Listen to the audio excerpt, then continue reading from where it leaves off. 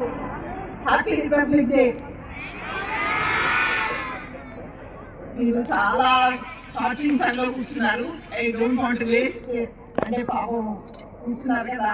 మన డైరెక్టర్స్ ఏమో ఎప్పుడో ఒకసారి వస్తారు, వాళ్ళు నేను ఎప్పుడు రెగ్యులర్గానే వస్తాను కాబట్టి I don't want waste your time energy. ఒక్కటే చెప్తాను ఏంటంటే మీరు హార్డ్ వర్క్ చేయండి, ఇంటెలిజెంట్గా వర్క్ చేయండి. వాళ్ళందరూ కంప్యూటర్స్ గురించి చెప్పారు, మన అన్ని ఏ లాంగ్వేజ్లో చెప్పినా చేయవచ్చు అని చెప్పారు. అర్జున్ సార్ ఒక స్టోరీ చెప్పారు, దేవరెడ్డి సార్ చెప్పారు, సుధా మేడం రెగ్యులర్గానే చెప్తుంటాను మీ అందరికీ. నేను మటుకు ఒక్కటి చెప్దాం అనుకుంటున్నా. ఎందుకంటే చెప్దాం అనుకున్నప్పుడు మీరు ఎండలో ఉన్నా కూడా సన్లో ఉన్నా కూడా ఓకే. ఒక నిమిషం ఏంటంటే కృష్ణతేజ పేరు విన్నారా? ఐఏఎస్ కృష్ణతేజ విన్నారా? పిల్లలు వినలేదు, ఉంటారు, వాళ్ళు చెప్తారు మీకు.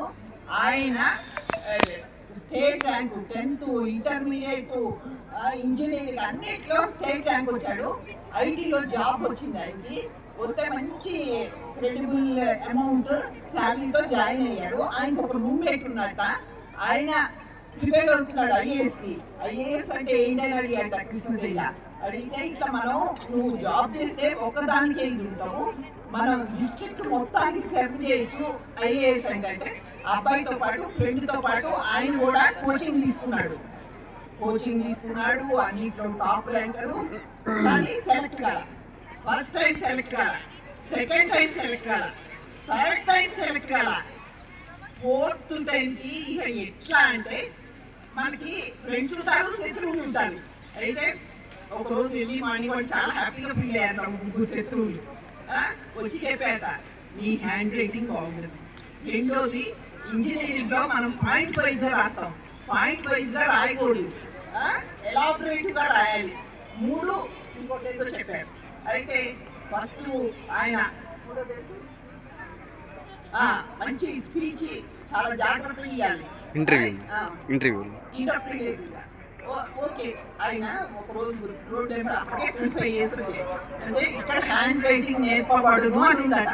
వెళ్ళి సార్ నేను కూడా నేర్చుకుంటాను, మా హ్యాండ్ రైటింగ్ నేర్చుకోవాలంటే మీ అబ్బాయి కాని అడిగారట. లేదు సార్ నాకే అన్నాడు. 1 year హ్యాండ్ రైటింగ్ నేర్చుకున్నాడు. తర్వాత ఇంకెట్లా అసలు అయినా కూడా మళ్ళీ బాలలత మేడం తెలుసు కదా, అందరికీ తెలుసు బాలలత మేడం. అయితే ఆవిడ దగ్గరికి వెళ్ళట. వెళ్ళి నేను ఇట్లా 4 times మిస్ అయ్యాను అంటే ఆవిడ అన్నారట, మీకు ఎర్లీ మార్నింగ్ 4 o'clockకి ఎగ్జామ్ పెట్టా, 365 days రావాలి.